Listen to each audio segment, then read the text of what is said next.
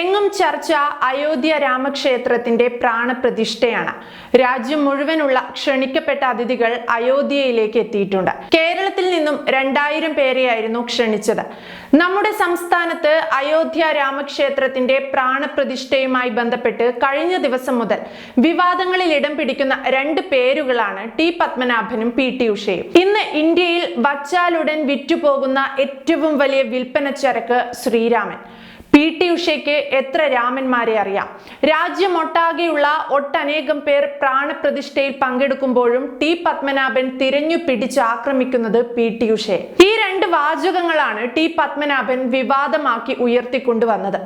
അയോധ്യ രാമക്ഷേത്രത്തിൽ പ്രതിഷ്ഠാ ചടങ്ങിന്റെ ഭാഗമായി പി.ടി. ഉഷ പങ്കുവച്ച് സോഷ്യൽ മീഡിയ കുറിപ്പിനെതിരെ കഥാകൃത്ത് ടി പത്മനാഭൻ രംഗത്തെത്തി. ഗായിക ചിത്രയ്ക്കെതിരെ നടത്തിയ രാഷ്ട്രീയ സൈബർ ആക്രമണത്തിന് പിന്നാലെ ഇപ്പോൾ സൈബർ കമ്മികൾക്ക് പി.ടി. ഉഷയെ ഇരയാക്കി നൽകിയിരിക്കുകയാണ് ടി പത്മനാഭൻ. ഏതൊക്കെ ശ്രീരാമനെ പറ്റിയാണ് പി.ടി. ഉഷ വായിച്ചിട്ടുള്ളത്? ഏതൊക്കെ തുഞ്ചത്തെഴുത്തച്ഛന്മാരുടെ ആധ്യാത്മ രാമായണങ്ങളാണ് പി.ടി. ഉഷ വായിച്ചത് എന്നൊക്കെയാണ് ടി പത്മനാഭന്റെ ചോദ്യങ്ങൾ.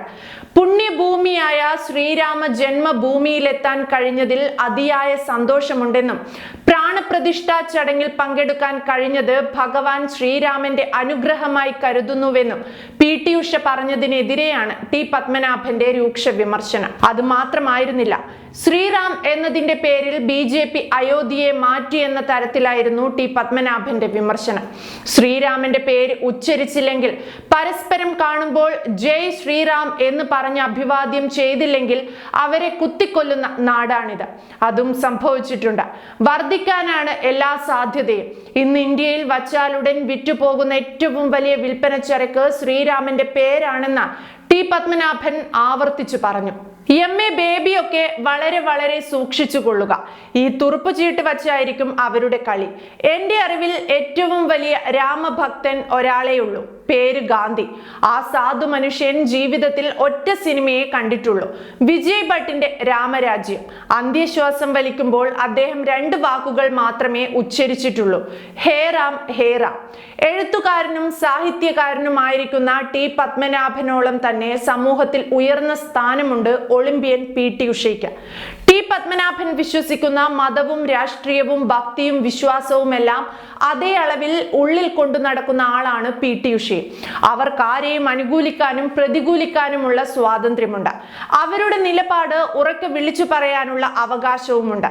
അന്തം കമ്മികളായിരിക്കുന്നവർ അതാരായാലും, എഴുത്തുകാരനായാലും സാഹിത്യകാരനായാലും രാഷ്ട്രീയക്കാരനായാലും പാട്ടുകാരനായാലും, അവർ വിശ്വസിക്കുന്ന ആ രാഷ്ട്രീയം മാത്രമാണ് ലോകത്ത് ശരി എന്ന മണ്ടൻ തോന്നൽ അവർക്കുണ്ട്.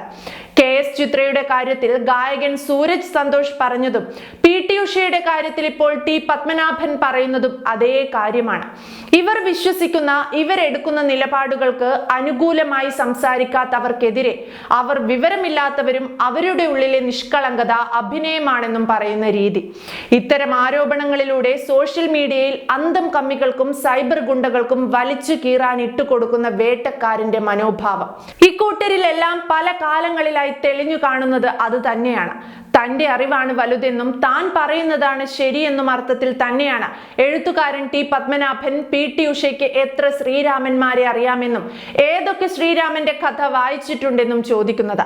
പുസ്തക വായനയും അതിലൂടെ ലഭിക്കുന്ന അറിവും ഒരെഴുത്തുകാരന് മാത്രം ലഭിക്കുന്നതല്ലെന്നും നല്ലൊരു വായനക്കാരനും പുരാണം അറിയാൻ ആഗ്രഹിക്കുന്നവർക്കും അതിനെക്കുറിച്ച് ശരിയായ ധാരണകളുണ്ടെന്നും ടി പത്മനാഭനെ തിരുത്തുകയാണ് സോഷ്യൽ മീഡിയയിൽ ചിലരെങ്കിലും.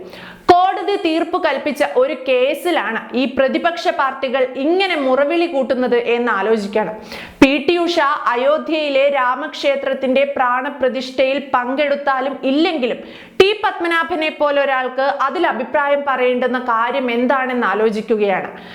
ടി പത്മനാഭൻ കമ്മ്യൂണിസ്റ്റ് ആശയങ്ങളിൽ അടിയുറച്ച് വിശ്വസിക്കുകയും പി.ടി. ഉഷ അങ്ങനെയല്ലാതാവുകയും ചെയ്യുന്നിടത്താണ് ടി പത്മനാഭന്റെ വാക്കുകളുടെ പ്രസക്തി.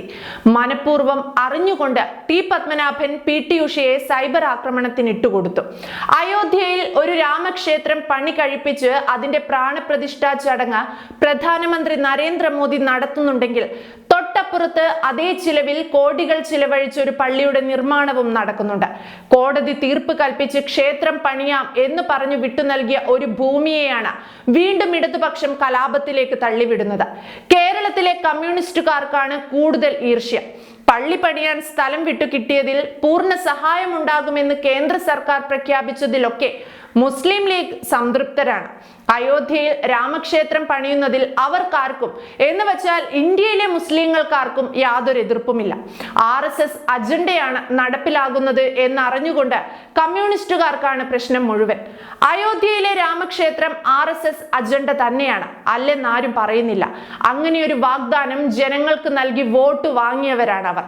പ്രധാനമന്ത്രി നരേന്ദ്രമോദി ഉൾപ്പെടെ ഇന്ന് അധികാരത്തിൽ ഇരിക്കുന്നത് അങ്ങനെയൊരു വാക്കിന്റെ പുറത്ത് തന്നെയാണ്. അവിടെ ഒരു ക്ഷേത്രം ആവശ്യമുണ്ടെന്ന് ഒരു കൂട്ടം ജനങ്ങൾ ആവശ്യപ്പെടുമ്പോൾ അവിടെ വേണ്ടത് പള്ളിയാണെന്ന് ഒരു കൂട്ടം ഇങ്ങ് കേരളത്തിൽ ഇരുന്ന് മുറവിളി കൂട്ടുന്നത് നല്ല രാഷ്ട്രീയത്തിന്റെ നന്മയുള്ള വക്താക്കളായതുകൊണ്ടല്ല.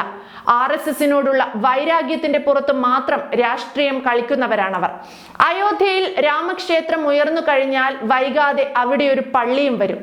അതിൽ യാതൊരു തർക്കവുമില്ല.